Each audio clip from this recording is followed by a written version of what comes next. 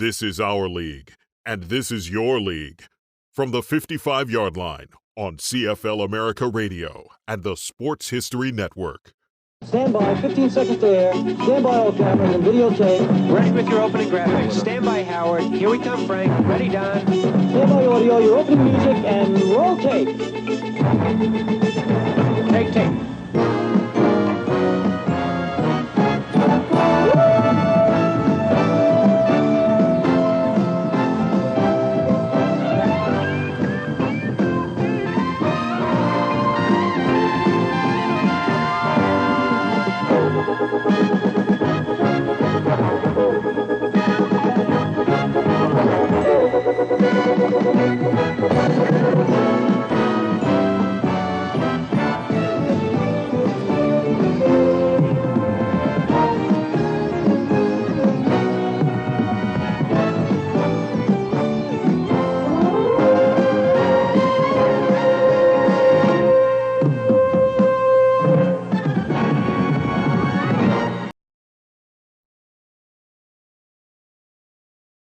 Greatest franchise in the National Football League, the most unique story in all of sports. You hear it all the time.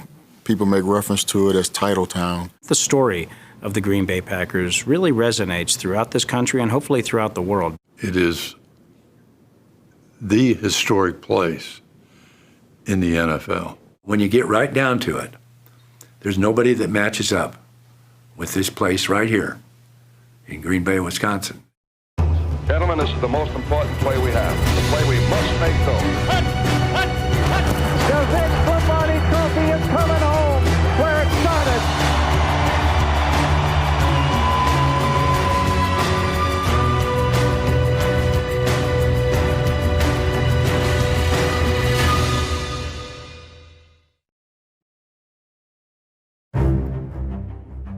Franchises such as the Packers, which represent small communities and have had a rich history between the team, the players, the coaches, the administrators, and the community, that's priceless. This town may not be in New York City, it may not be Philadelphia or Chicago. These worldly cities, they may think they're better than Green Bay, Wisconsin, but when it comes to football, not so much. It cannot just be about bigness and size. It's got to be about merit, talent, innovation, change, and competition. And in many ways, that's what Green Bay represents. That strong link, that strong sense of identity, that this football team is part of this community. In Green Bay, people care about the Packers.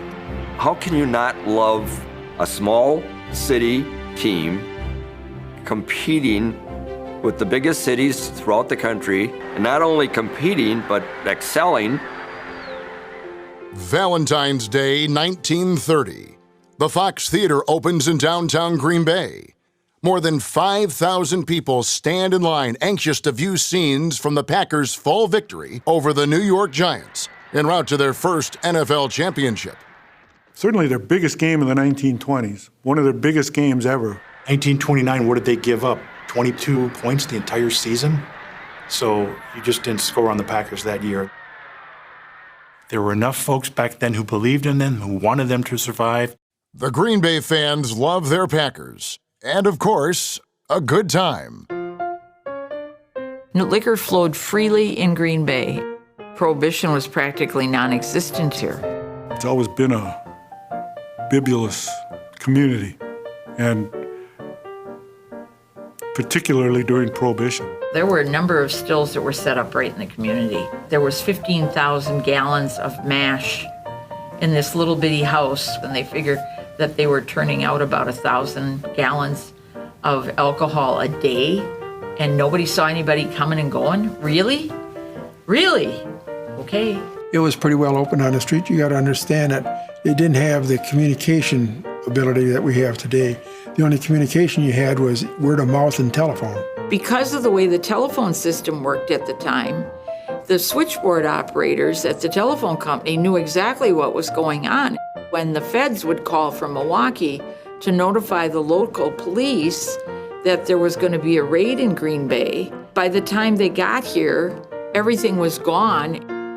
Johnny Blood said he fell in love with this city shortly after he got here because there was a prohibition raid, and they arrested all the barkeepers, but the federal prohibition agent is the one that ended up serving time, and the bartenders all got off scot-free. One of the reasons why the mob didn't get a foothold into Green Bay was because Green Bay didn't need them. Green Bay didn't need anybody to provide illegal liquor because it was here. With a snub to prohibition, visiting teams and their fans found entertainment at every corner. Football fans, when they came to town, there were speakeasies all over the place that they could go to and celebrate and drink all weekend. Green Bay also had a thriving red light district on the north side of town. A favorite, an establishment called the Silver Slipper. It was built in 1928 as a speakeasy. You went through a trapdoor that was the old kitchen, and you went down, and it was about a 6.5-foot clearance overhead. Then you went down 2 steps into the drinking room. It had 6 bedrooms upstairs. The girls entertained people up there. This has been party town since the beginning. It certainly hasn't hurt the Packers. Johnny Blood was playing for the Pottsville Maroons in Pennsylvania in the NFL. Curly Lambeau is highly enamored of Johnny's talents. He sent a note to Johnny following the 1928 season. He said, "Dear John, if you'll join the Green Bay Packers for the 1929 NFL season, I will pay you $100 a game. If you do not drink after Wednesday night before each game, I'll pay you $110 a game." And Johnny wrote back and said, "I'll take the 100. That was one of the things about out-of-town teams coming to Green Bay, was that they knew they were going to be able to have a good time. Packers players are staples in the community. Almost all the players stayed at the Astor Hotel. The single players for sure. They only needed a place to stay for a couple months. They devour all-you-can-eat meals at the YWCA for the sum of 75 cents. Go to movies at the Orpheum and attend church on Sunday. Green Bay, it was a special place, a unique place, and you could always feel how special it was to be there for a game and how important football was to the community. There's a much more intimate relationship between the players and the townspeople, and that relationship consists of not only being in a bar with them, but seeing them in the grocery store, seeing them downtown, seeing them all over the place. People left them alone. They weren't all looking for autographs and things like that. I don't think you could find a better place in the world to live at. Play football.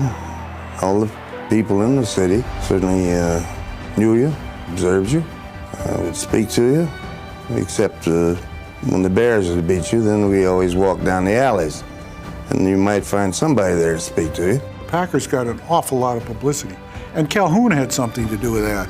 He was not only the sports writer that was covering the team, but he was also serving as the PR man for the Packers. George Calhoun would entertain the visiting writers who came to Green Bay. It was almost like a salon the day before or 2 days before, whenever they got to town. Calhoun also takes the show on the road.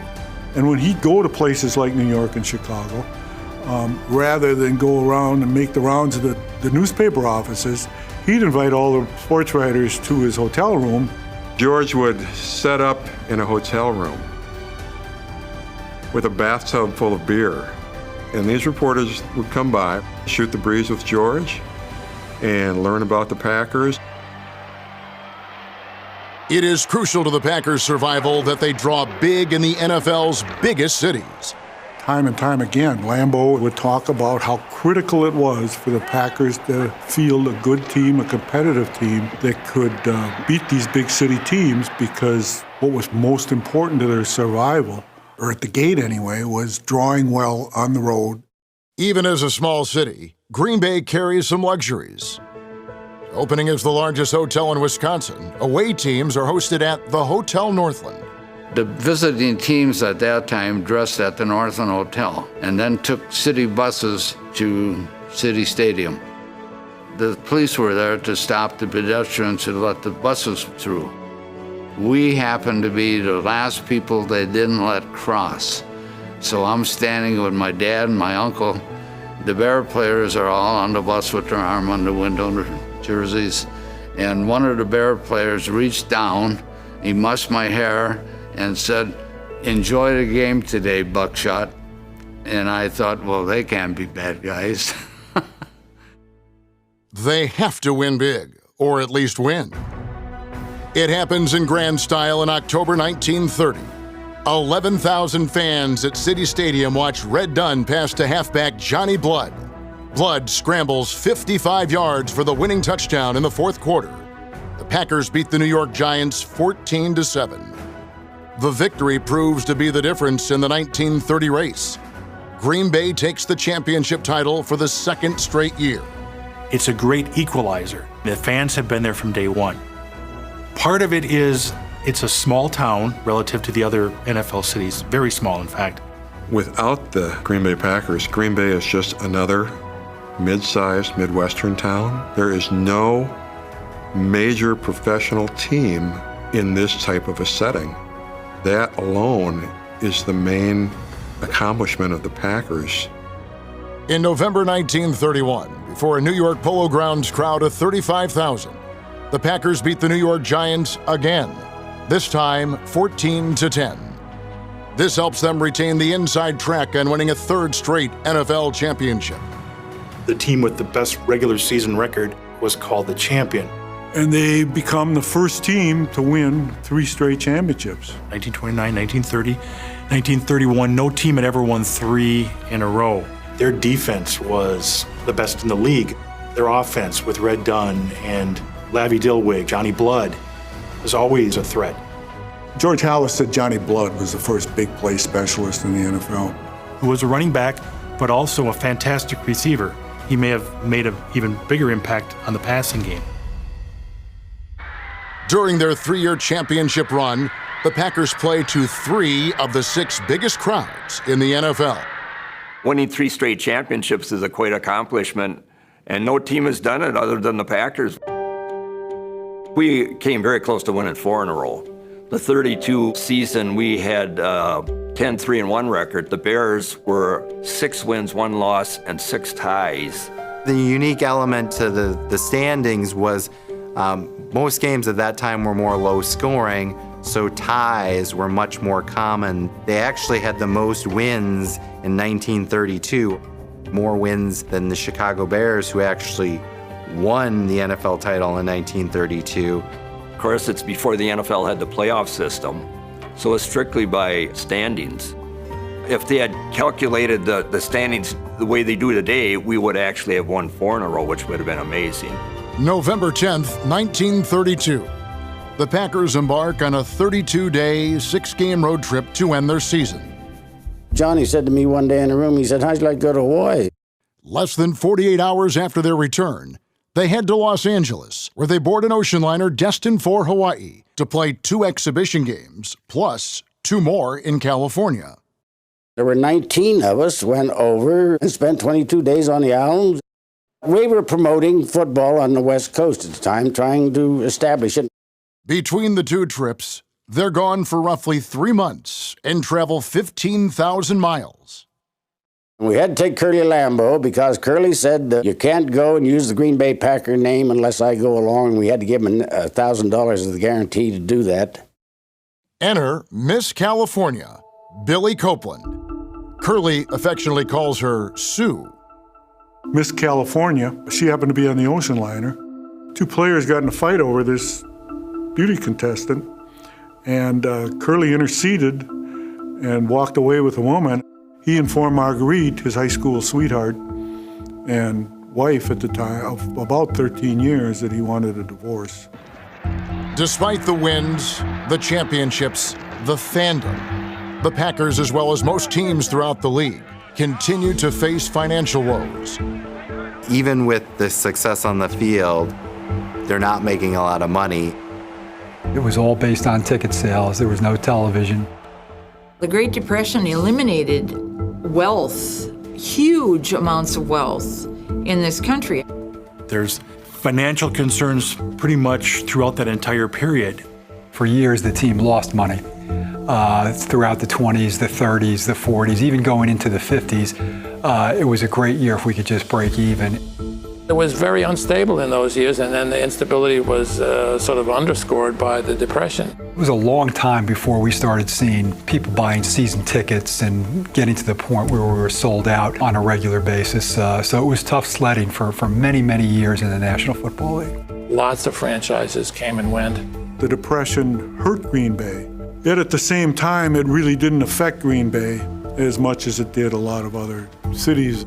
It helps that the Packers started out as a winner. It's easier to sell a winning team than a losing team, even though they had some financial concerns off the field. 1931, the second game of the season, Willard Bent was attending the game. And he purchased a ticket for $1 for the 1931 Packers-Brooklyn Dodgers game at City Stadium. They had some temporary bleachers set up. He got up to cheer at some point, and when he went to sit down, something went wrong. He fell and injured his back, and he sued the team for $20,000. If you read the court testimony of the trial, it came out in that testimony that Bent was an alcoholic, was suffering from an advanced case of syphilis, and was prone to falls and injuries. Nevertheless, local jury awarded him money. A judgment came down for around $5,500. The Packers appealed all the way to the state Supreme Court, but the judgment was upheld. Team goes to the insurance company to take care of the claim, and the insurance company doesn't have the money. It was during the Depression. The Packers insurance company had gone bankrupt, so they weren't covered. August 15th, 1933, the darkest day in Packers history. The Green Bay Packers go into receivership. Now we're hurting, and thank goodness for Lee Joannis. It is believed he loans the Packers $6,000 out of his own pocket to help the team survive. I don't know if he ever got his money back or not, but it wasn't a problem for him to step up and put some money where his mouth was. Without his help in that situation, who knows if the team survives? Judge Grass picked a friendly receiver, who was Frank Johnnet. Judge Henry Grass hands Johnnet $76.18 in cash, along with judgments and unpaid bills amounting to more than $15,000. Obviously, the people in Green Bay did everything they could to make sure this franchise survived their financial troubles during that period. They just sneakily put the franchise in Joannis' name. Joannis actually owned the team for the 17 months that the Packers were in receivership. I don't really think anybody knew that other than probably the inner circle. The Packers organization, perpetually on its deathbed. Time and again, the community and its leaders refused to let go. That is when the Hungry Five really came into play. The people that led them out of those dark days. They were described as the Hungry Five, not because they were hungry for food, not because they were hungry for football, but because they were hungry for money. Always able to find the funds, these long-standing Green Bay businessmen were a critical component to the survival of the franchise. The Hungry Five, these were successful people. They had imagination and dedication. There's Gerald Clifford, who is the attorney for the Packers. He guides them through this receivership, and the leadership of Curly Lambeau, Dr. W. Kelly, Andrew Turnbull, and then Lee Joannis, who's the president at the time. It's a civic pride in terms of being part of the Packer organization and making sure that the Packer organization keeps going. If all the businesses in the industry would pool their resources and try to promote the city of Green Bay, all of that money could not have purchased for the city of Green Bay what the Green Bay Packers did through its spirit and pride and enthusiasm. January 29th, 1935. Following 17 months in receivership, Green Bay's NFL franchise reorganizes as the Green Bay Packers Incorporated. Yet again, the Packers look to the community for much-needed funds, calling up the second stock sale in their history. The team was not doing well financially, and they raised roughly $12,000, $13,000, and that money from the stock helped them to move forward past those dark days.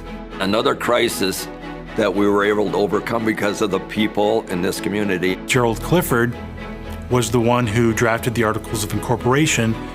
The second time around, they were done in such a manner that they've remained a community-owned team. Of course, Curly continued to produce good football teams. He knew how to pick talent. That was his one quality, I think, that superseded everything else. Added to the mix is a tough and wily guy by the name of Hinkle. He was a fullback at 202 pounds, linebacker. He averaged over 58 minutes a game. He did the kicking as well. The old-timers used to tell me Clark Hinkle was Jim Taylor on offense, then Ray Nitschke on defense. Pretty hard to top that.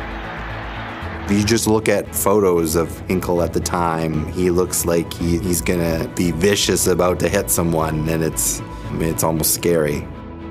He was a phenomenal football player. Tougher than a rattlesnake was how one of his teammates described him.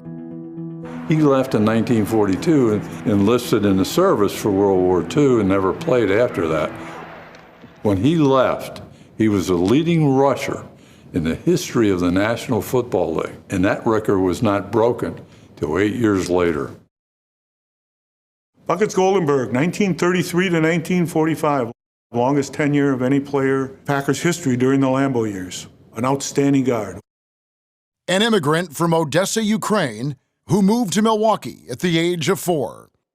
He played college football for the University of Wisconsin-Madison. I always dreamed of playing football with the Green Bay Packers. Even though I could make more money with another team. So much of it is what Curly did. He had that eye for talent. He just knew what he was looking for in a player. He built championship teams here with total free agency. Throughout the entire decade of the 20s into the 30s, there was no college draft. So it was very important which players you could lure to play on your team. One such player, Arnie Herber. Considered one of the greatest long passers of all time. His fingers were short and stubby, so he couldn't grip the football the way a normal quarterback would. First passer in the history of the league to pass for 1,000 yards. Green Bay native. Pro Football Hall of Famer. As far as throwing the long pass, 50, 60, 70 yards. And a competitor from the word go. He taught me an awful lot about the long pass. We were out in California playing a few exhibition games. And MGM made a little movie about the Green Bay Packers. And when we went out on the movie set one day, they had hung up a pane of glass 3 feet square on the goalpost. And they gave Herber the ball at the 50-yard line and told him to throw it through the glass. He threw the pass before the cameras are on. Garage! And broke the window pane. And they asked him, he told him he had to do it again, and he broke the pane the second time. He threw the first 2 right through the glass from 50 yards. Now that's accuracy with a football. Arnie Herber needed that end that could stretch the field, and they got such an end in Mr. Don Hudson in 1935. Known as the Alabama Antelope, Curly's recruitment of Hudson is a key factor to the Packers' success. He makes big plays, catches touchdown passes. He had an ability to go out for a pass, kind of fool the defender into thinking, well, Don's at top speed, I'm staying with him. And then he'd kick it into another gear, and he'd separate and make the catch. There were not a lot of teams in the NFL at the time that featured the passing game the way Curly did, and that helped make Packers very successful. With Arnie Herber having somebody he could throw the ball deep to, that really broke the team out of a slump. The NFL draft was not established until 1936, so that was the year after we got Hudson. We were getting ready to go to California to play in a Rose Bowl. And there was a fellow named Shipwreck Kelly, owned the Brooklyn team. And he came down to see me. He said, if you will promise me that you will sign with Brooklyn, if I meet the best price you can get from anybody else, I'll give you $500 in spending money. The popular narrative is that Hudson eventually signed with both teams, and NFL President Joe Carr awarded him to Green Bay. There is little or no evidence Hudson signed with football's Brooklyn Dodgers. In fact, Hudson denied it at the time, and the NFL has no record of it. If I had gone to Brooklyn, I might have never had a career in pro ball at all. They had no passer. That was strictly a Ohio State offense. His impact is immediate. He is not without his critics. There was actually a business guy in Green Bay who had a radio show. Emmett Platten, 6'4", 230 pounds, outspoken fan, local radio personality, Packers shareholder. He would criticize anybody he wanted to in Green Bay because he was such a big guy, no one was going to take him on. He was sort of irascible, too. Oh, yeah. He was... kind of a black sheep in the family, really. Yeah, he was. He was a Packer fanatic, and he would rent time on the local radio stations to criticize Curly Lambeau's everything about him. We'd be in the locker room and everybody listened because he's critical of Lambeau. And this time he spent his entire 30-minute program telling what a lousy deal he made in signing Don Hudson. He talked about Hudson saying that he was not big enough, he wasn't going to last, he wasn't impressed with him. This kind of motivated Hudson. Packers are playing the Bears, second week of the 1935 season. It was the Packers' first play from scrimmage. Arnie Herbert takes the ball, fades back to his 4-yard line. Hudson is streaking toward midfield, and Arnie Herbert lets that ball go. On the first play, I caught a pass for 80 yards for a touchdown. That's the first time the Packers have ever scored on the very first play of the game. That 83-yard pass silenced them. And that was the last we heard about this guy on the radio for a while. October 27th, 1935. The Packers play the Bears for the second time this season. Still down here at Wrigley Field, ladies and gentlemen, in Chicago. Play about to get underway again. There's been timeout. The score is 14-10 in favor of the Bears. And the Bears fumbled like on the first play, and the Packers got the ball back. There's the whistle calling the boys back into action. First down, 10 to go. Packers have the ball at about the 30, 35-yard line. Run a couple plays, they're down to the 4-yard line. Time's running out. Herbert to Hudson again. We win the game. 2 touchdowns by Hudson in the last 3. I can still remember my Aunt Eleanor screaming at the radio. Herbert to Hudson, an unstoppable combination, game after game. It goes back to Curly Lambeau and Don Hudson being really pioneers of the passing game in the National Football League. The legendary Don Hudson, as they say. You can't say Don Hudson unless you say legendary Don Hudson. In grade school and in high school, the Packers, and especially Don Hudson, were more important than girls. The following year, September 20th, 1936, the first Packers-Bears game of the season is at City Stadium. Over 14,000 fans attend, including the infamous Emmett Platten. Emmett went to all the games. He was a consummate fan, okay? And he hated the people, whoever came to play.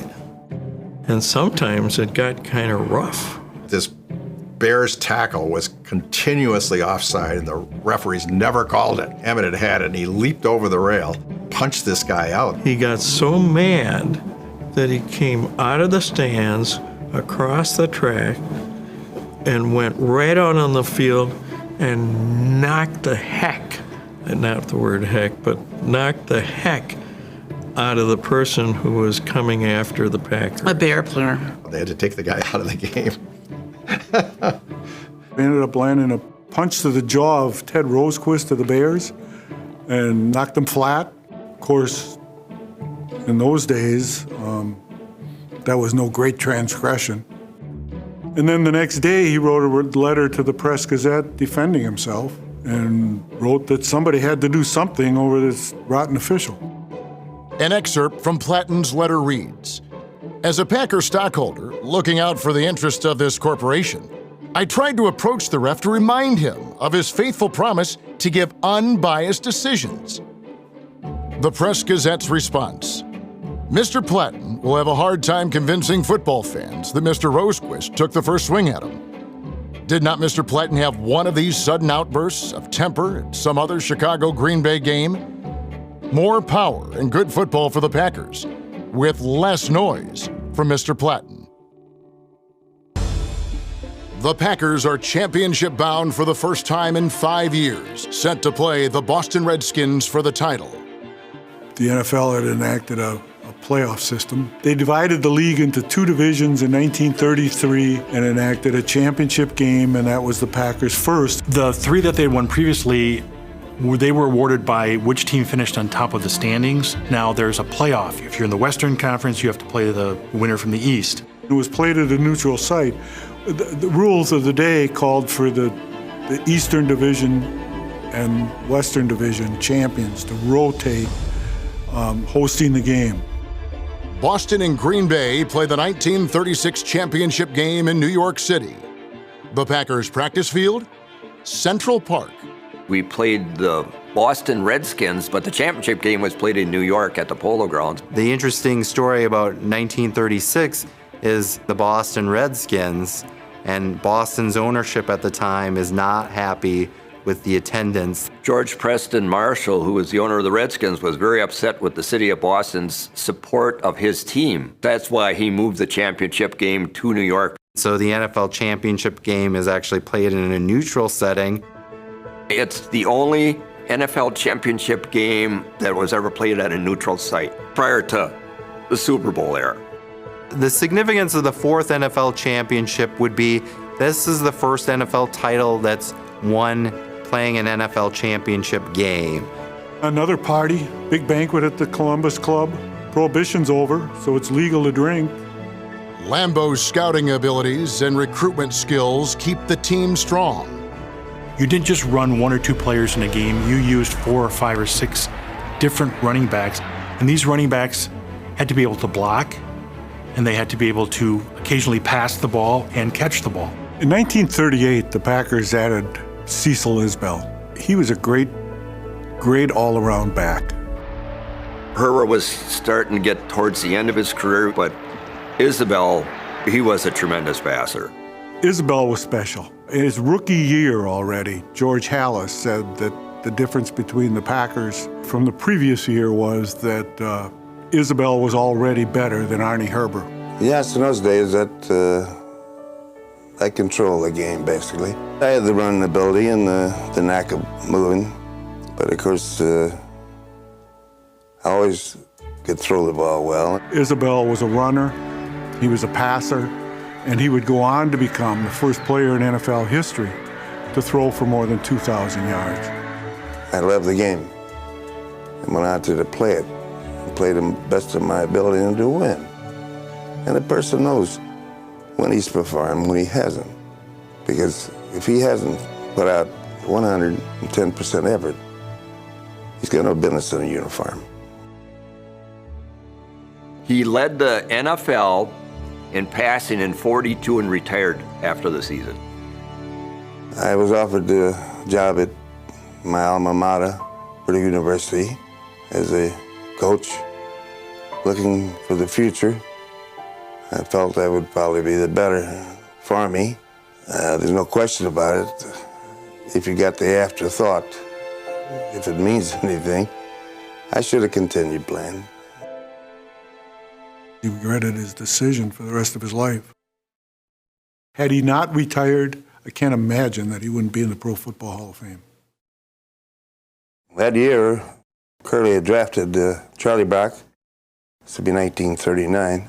I don't think you could find a better football player than Charlie Brock, defensively and offensively. He was really a ball hawk. He was a very steady player. He played center, and he was also a linebacker on the defense. Charlie Brock was as great a pass defender as any linebacker we ever had at Green Bay. He was uncanny if you're smelling a forward pass over the middle. He saved a lot of games for us with his ability to intercept passes and stay in his zone. Big names and big plays simply aren't enough to bring in the money the Packers so desperately need. The league had gotten rid of all its other small-town franchises. Serious questions were raised about whether Green Bay was big enough. Teams were now reluctant to come to Green Bay because of the small gates. Curly Lambeau decided to play games in Milwaukee because he thought Green Bay wasn't big enough. The annual NFL owners meeting in 1938.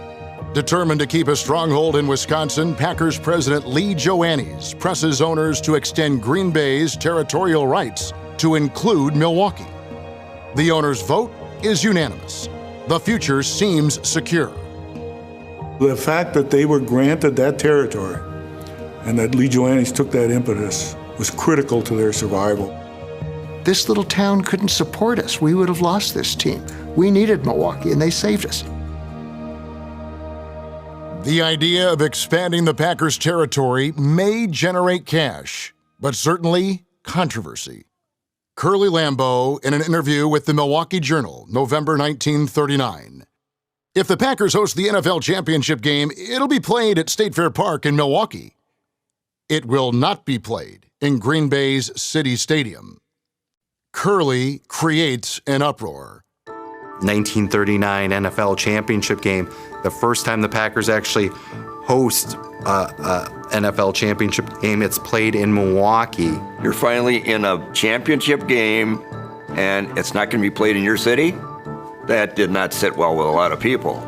That was the fifth of the six championships that they won under Curly Lambeau, and they had yet to have a championship game here.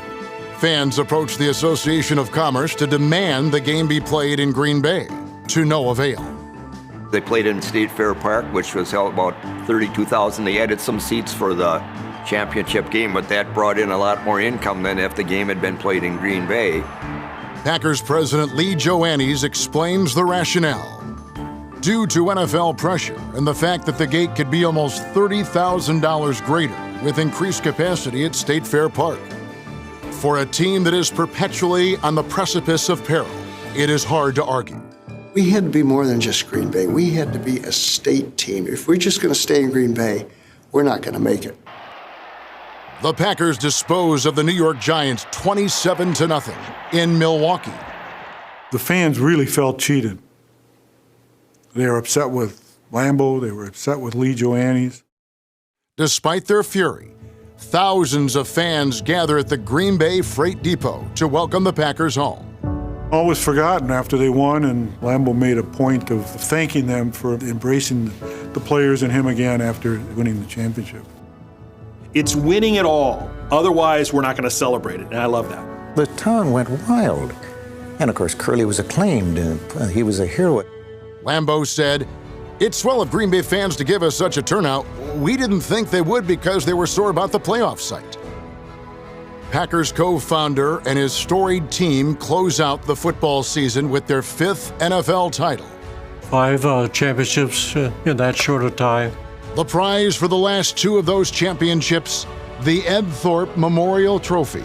In 1934, the National Football League renamed its championship trophy the Ed Thorpe Trophy in honor of a notable official, a referee named Ed Thorpe.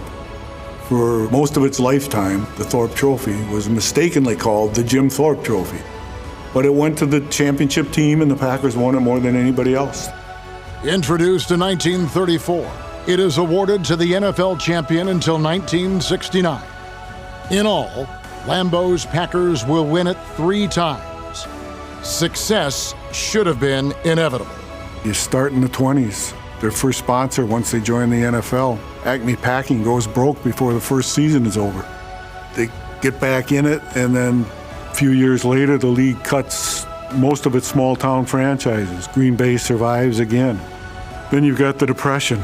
You've got the Packers going into receivership. Those aren't little things, little obstacles to clear. I mean, it was one calamity after another. But when it comes to football, our team on the field can beat your team. The fans have been there. The cast of characters has been incredible. Lambeau, the only coach the team has ever known, 20 years at the helm. He treated you like a man. They knew that you should know what it takes really to be a winner. The legacy that he built here, with all the championships he had here, the caliber of players he had here. I don't think people realize the impact that he had on the game initially, how he changed the game, Curly Lambeau.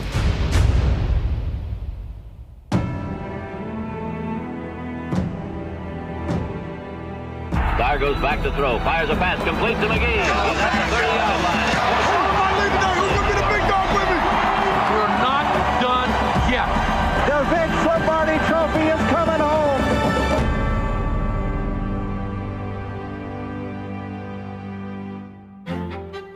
draft didn't come into being until 1936. So Curly had signed a goodly number of players on his own prior to then.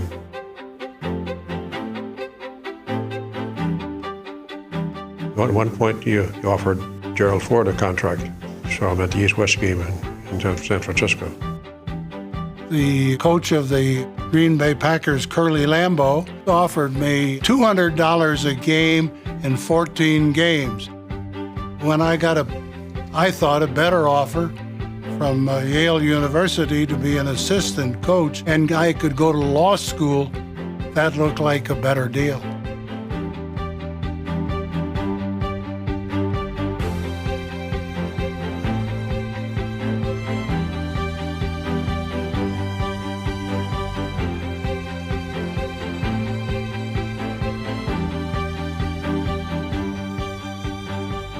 President Ford wisely decided to go to law school at Yale and then become president of the United States.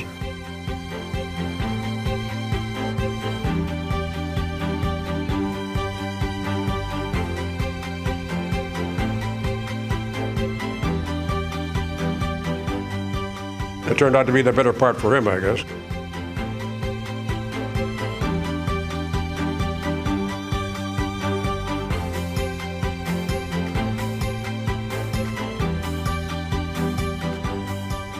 By the way, Gerald Ford came to Green Bay in 1976 to formally dedicate the Green Bay Packers Hall of Fame.